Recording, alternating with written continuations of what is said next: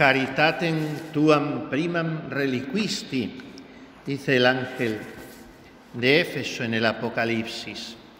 Has trabajado por mí, no te has cansado, no te has rendido a la fatiga, has desenmascarado a los falsos profetas. En fin, llevas dándolo todo por mí a lo largo de tu vida y por tanto estoy contento, pero tengo contra ti algo, y es que has abandonado el amor primero. Los ejercicios son días para retomar el primer amor. Antonio Machado tiene un versito muy corto que dice: creí mi hogar apagado, removí la ceniza, me quemé la mano. Pero hay que remover la ceniza, echar una firmita al brasero, como se decía antiguamente, con la badila y sacar las brasas arriba.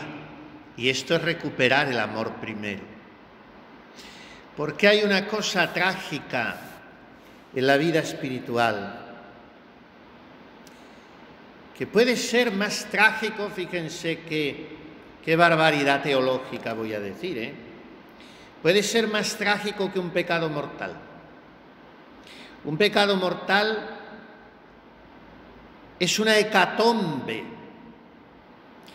es peor que un cataclismo mundial, es peor que un terremoto, que un mare magnum, que un tsunami que viniera y lo destruyera todo, porque eso sería una destrucción de cosas finitas. Y el pecado mortal es un crimen de orden infinito, porque atenta contra la majestad de Dios, que es infinita. Y un solo pecado mortal es peor que la destrucción de todo el universo. Si comprendiéramos la monstruosidad del pecado mortal, ¿cuánto repararíamos? La espiritualidad del Sagrado Corazón es toda esta. La espiritualidad de Santa Margarita, en definitiva, toda es esta. Si le quitamos la gravedad del pecado, no tiene sentido esa espiritualidad. Por eso hoy uno de los dramas de la Iglesia es que se haya perdido el sentido de la reparación. No hay actos de desagravio, no hay actos de reparación, no hay actos de expiación. Benedicto XVI lo dijo en su último viaje a Fátima, el año 2010. La Iglesia tiene que reaprender la reparación porque se nos ha olvidado. Todo es a quererse mucho, a ayudarnos, a dialogar con las religiones, a plantar árboles, la ecología, los inmigrantes, y esto es lo que tenemos. Y del pecado y del infierno y de la posibilidad de la condenación eterna o de la belleza de la gracia hablamos muy poco. Hay que ser solidarios, hay que ser comprensivos, Dios es bueno, nos quiere a todos, nos perdona a todos, y hemos hecho una religión para tontos. Y sin reparación. ¿Y cuál es el problema? Que no valoramos el amor. Y entonces puede haber algo en la vida espiritual más grave que el pecado mortal. Ah, pero ¿no está usted diciendo que el pecado es lo más grave que hay? Y lleva hablando un rato del pecado. Como aquel predicador, hablaba. ¿Qué sermonazo ha hecho este hombre sobre el pecado? ¿Cómo habla? ¿Cómo se explica? ¿Qué dice la gente? ¿Cómo se explica? ¿Qué don de palabra? Y la gente es muy graciosa. Y qué barbaridad que nos ha tenido sobre el pecado. ¿Y será posible que yo no he podido estar? Qué pena me da no haber estado. Pues lo que te has perdido. Ha hecho temblar los muros de la Iglesia. Es que parecía desde el púlpito un Savonarola. Y venga sobre el pecado. Mira que no haber podido ir. Y bueno, pero en sustancia entonces, dime un poco, ¿qué ha venido a decir? Dice, bueno, ha sido una hora lo que ha estado hablando, yo no comprenderás que no te puedo decir todo lo que ha dicho, sobre el pecado desde luego, pero bueno, ¿qué ha venido a decir? Bueno, pues mira, en resumen, lo que ha venido a decir es que él no es partidario del pecado, no es partidario. Bueno, pues el pecado yo no soy partidario de él, es lo más grave que hay, pero puede haber algo en la vida espiritual y en la vida religiosa más grave que el pecado, y es la mediocridad. El pactar con la mediocridad, el resignarse a ella, el habituarse a esa que llamaban los clásicos latinos la aurea mediocritas, una dorada mediocridad.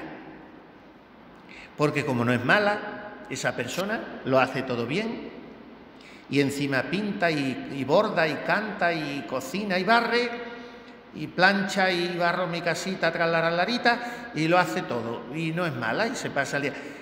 Pero no hay una tensión a la santidad, es una mediocridad, es una cosa ahí, ni chicha ni limonada. Y entonces eso paraliza el alma más que el pecado mortal, en el sentido de que tú cometes un pecado mortal que Dios no lo quiera y te horroriza de tal manera que inmediatamente vas a confesarte y quieres salir de él. Pero una maraña de pecados veniales y de imperfecciones, ya que te habitúas a ello, como no es un pecado mortal, no te tienes que confesar. Pues suma y sigue, suma y sigue. Y en ese suma y sigue, no es suma y sigue, es resta y sigue. Resta y sigue. Uy, pues si yo tenía 1.000.000 de euros y ahora tengo medio. Bueno, ya nos iremos reponiendo. Esto es una crisis, la crisis esa que ha habido. Y ya está. Uy, pues si yo tenía $500.000 de euros y ahora tengo 100.000 euros. Bueno, pero ya nos repondremos. Esos son bajones que da el banco y eso. Bueno, pues si yo tenía 100.000 euros y ahora tengo 1.000. Y vas a ver, y lo que tienes son números rojos. Y lo que tienes son una deuda de 300.000 euros. ¿Y quién te saca de la deuda? Si te has metido tú en ella y no tienes con qué llenar ese agujero. Vamos bajando, bajando, bajando, bajando. Y el amor se va enfriando, enfriando, enfriando, enfriando. Y hasta que te has congelado. ¿Te has congelado? Claro. A ti te meten en una cámara frigorífica de estas que tienen ustedes grandes, que pueden caber ustedes dentro cada una. Y claro, el primer minuto o los primeros segundos dice, uy, qué frío hace aquí. Y al cabo de 5 minutos ya tienes los labios morados y los ojos vueltos. Y al cabo de un cuarto de hora ya estás como el bacalao noruego allí, ya te has quedado congelada. A lo primero no, cuando has abierto no era tanto frío, pero poco a poco. Pues así pasa con el amor. Así pasa. Entonces, es un misterio que el corazón vaya dejando a Dios para apegarse y encariñarse y entusiasmarse con cosas rastreras que son las de este mundo. La presencia del pecado venial no arrebata a la caridad su fuerza y su potencia para obrar, pero la entorpece en cierto modo y la priva del uso de su actividad, de suerte que queda inactiva, estéril e infecunda. ¿Y qué pasa?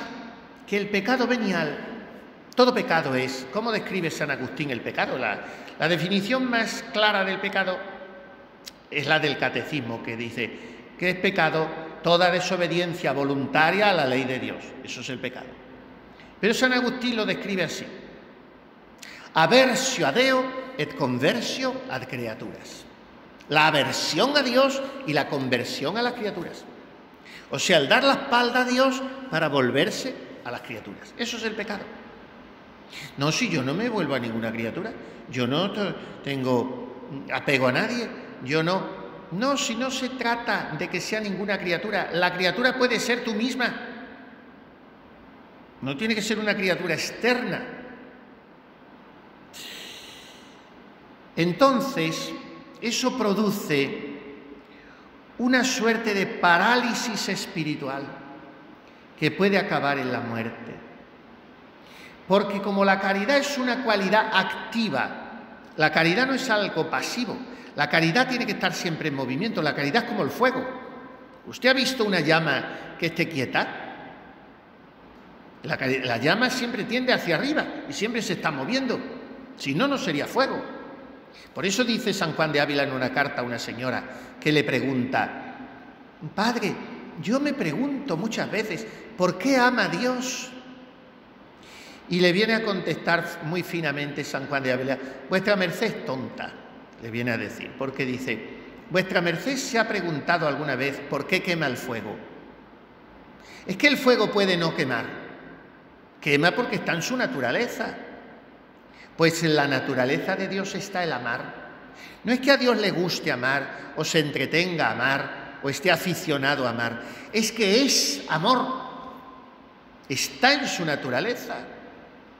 Como cuando decimos de un pintor, de un músico. Mire usted, la música es su vida. No podría vivir sin la música. Pero aún así es distinto. Porque la música es su vida a nivel moral, pero no a nivel esencial. Porque sí que puede vivir sin la música, claro que puede vivir. Usted le quita la música, se entristece, se amarga, pero sigue viviendo. Pero a Dios le quitas el amor y no es Dios. No puede entenderse sin amor. Porque cuando San Juan le describe, en el capítulo 8, versículo 4 de su primera canónica, y dice, Deus caritas est, no dice, Dios es poder, Dios es sabiduría, Dios es santidad, Dios es bondad. No, Dios dice, Dios es amor, eso es Dios. Y por tanto la caridad nunca está estante, nunca está pasiva, nunca está inoperante, sino que siempre está activa. Y por tanto no puede durar mucho tiempo sin obrar. Si está sin obrar, muere. Y esta es la desgracia de los espíritus vueltos más a las criaturas que a Dios. Que al no ejercitarse en las almas espirituales, no velan casi nunca por la caridad. Y esta es la desgracia, dejar a Dios por la criatura. ¿Y cómo sucede? Y dice el Santo Padre que aquí está genial, por las intermitencias. El peligro de la vida espiritual son las intermitencias, los cortes, los paréntesis, los intermedios, los descansos. Vamos a explicarlo un poco. La caridad está en nosotros a manera de simple hábito. Entonces la usamos cuando queremos. Echamos de ella mano cuando queremos. Por tanto, cuando no ejercitamos la caridad, o sea, cuando no aplicamos nuestro espíritu a practicar el amor, es porque nuestro espíritu lo tenemos distraído en otras cosas, o porque está perezoso, porque está negligente. Y en esas intermitencias, en esos cortes, en esas lagunas, ¿qué pasa? Que viene la tentación y encuentra al espíritu distraído, le encuentra amodorrado, le encuentra disperso y ya la tentación tiene el campo libre. ¿Cómo si no sucedió el primer pecado de nuestros padres? Porque sorprendió a nuestra primera madre, Eva, distraída, entretenida en conversar con la serpiente, y se encandiló con la serpiente, porque la serpiente tenía muy buena labia, que es lo que le pasa al demonio, Con el demonio no hay que dialogar nunca, porque es incomparablemente más listo que el hombre más listo del mundo. Más listo es el demonio. Mucho más listo. Es el demonio. Fíjense la barbaridad que voy a decir. Santo Tomás de Aquino ha sido un prodigio de la sabiduría humana, ha sido una especie de fenómeno, de monstruo de la sabiduría humana. Nadie hay que haya dicho las cosas de Dios como Santo Tomás o San Agustín. Bueno, pues el demonio es más listo que ellos. ¿Por qué? Por la sencilla razón de que el demonio es un ángel y Santo Tomás es un hombre. Sapientísimo, superdotado, fenomenal, genial, pero hombre. Y el demonio es un ángel, malísimo, perversísimo, siniestro, pero un ángel. Caído, pero un ángel. Y entonces tiene una inteligencia angélica. ¿Y cuál es lo propio de la inteligencia angélica? Que no necesita discurrir, sino que de un golpe comprende todo.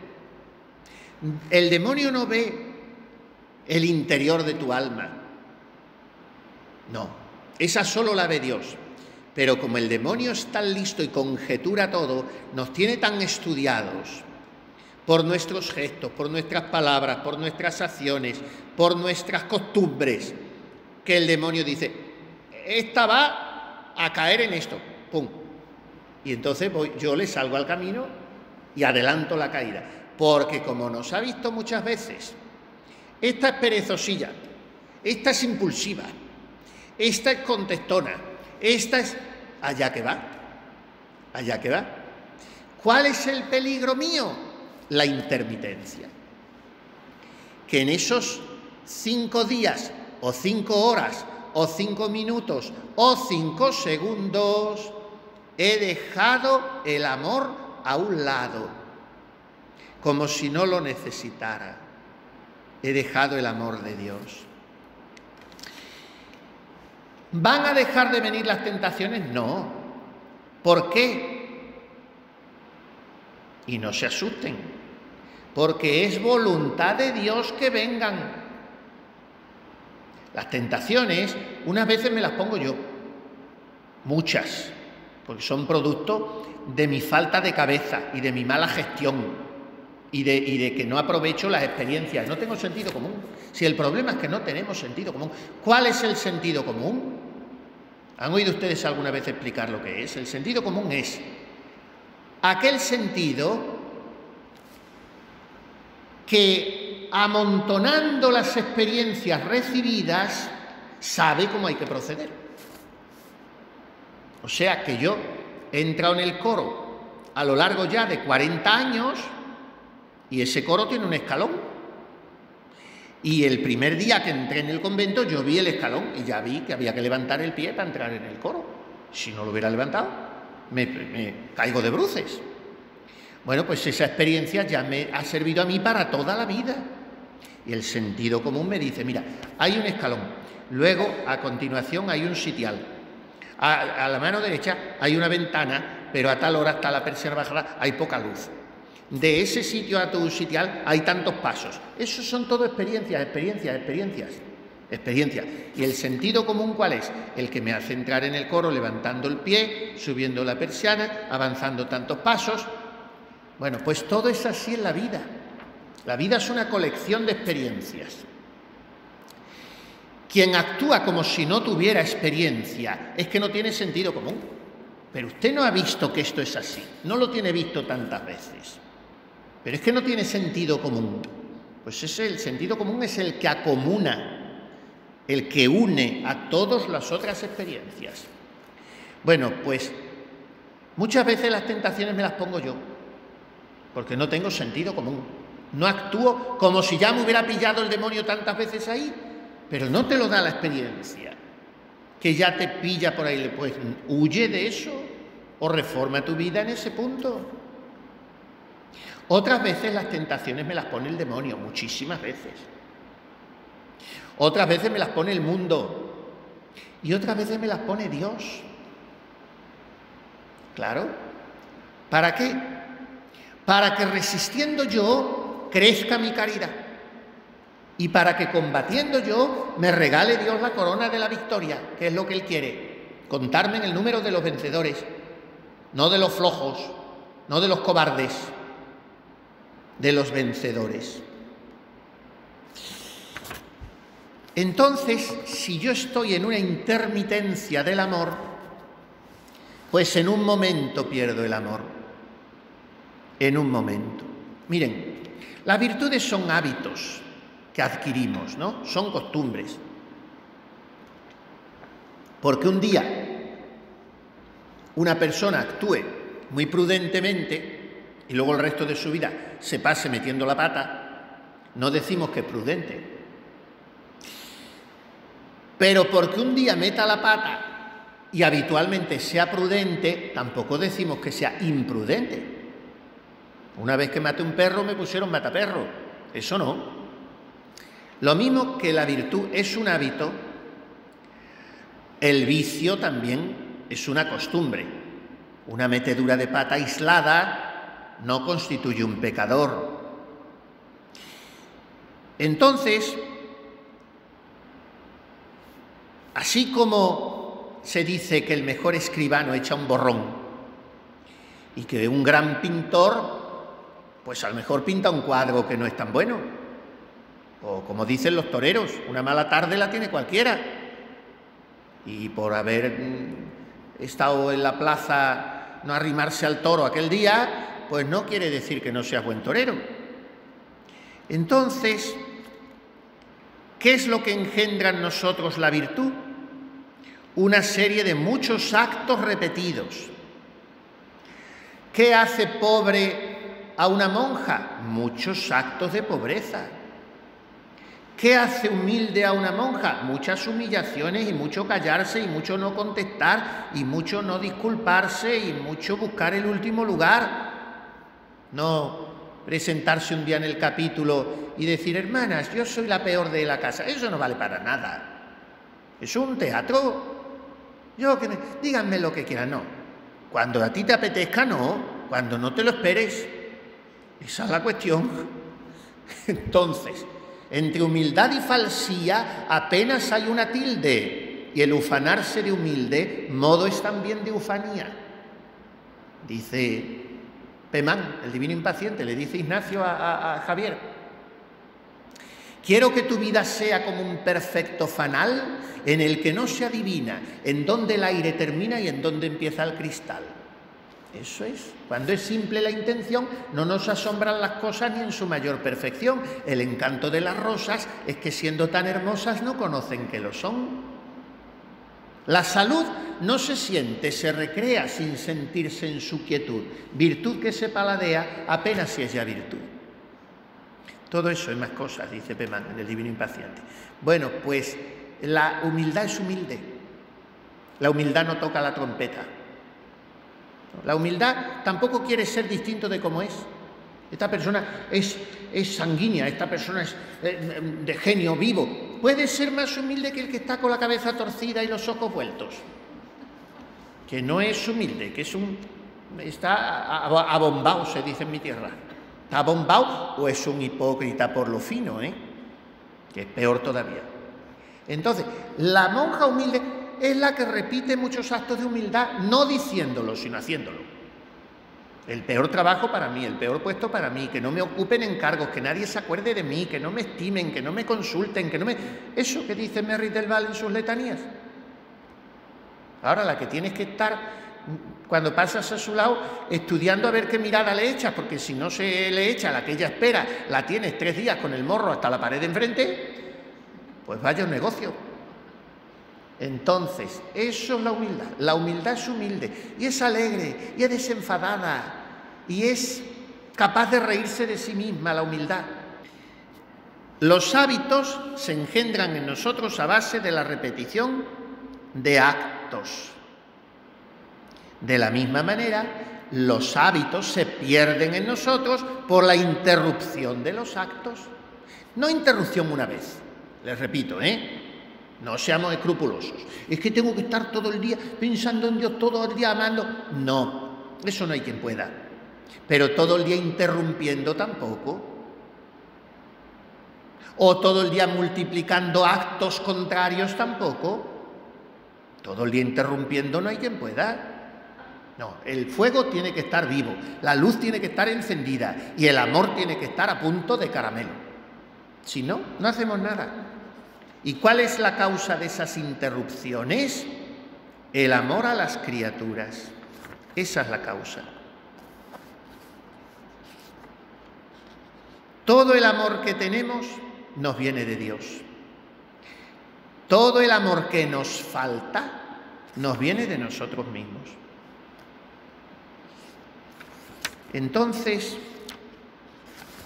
a veces, Dios, que es tan bueno, permite que en el alma que ha perdido la caridad permanezca, dice el Santo Padre, un cierto rastro de amor. un cierto rastro de amor.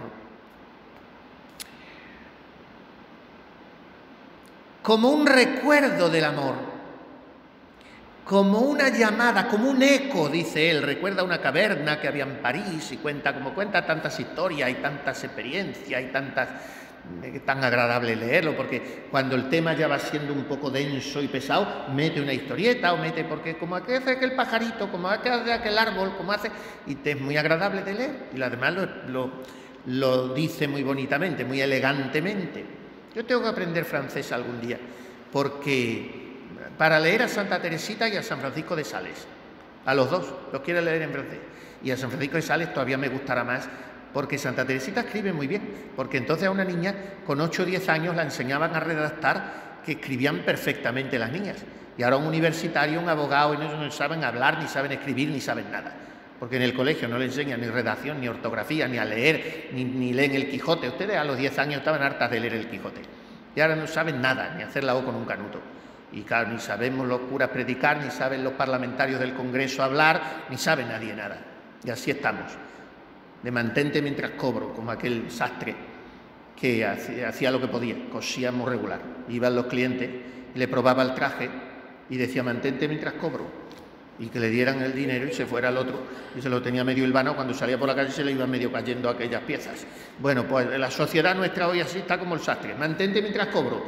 No preguntes mucho porque... Bueno, pues Santa Teresita escribía preciosamente, pero San Francisco de Sales escribía mucho mejor, porque en el siglo XVII las cosas se decían mejor que en el XIX, que era ya muy romanticón y un poquito cursi, y él no, escribe muy elegante. Me gustaría saberlo. Bueno, pues cuenta historias, que si la caverna, que si el osito, que si la hormiguita, que si la abejita, que si la florecita, y con eso me gustaría que alguien escribiera un libro, a lo mejor está escrito, no lo sé, nada más que entresacando las historias de San Francisco de Sales. Sería muy bonito. Un libro de flores y pajaritos de San Francisco de Sales.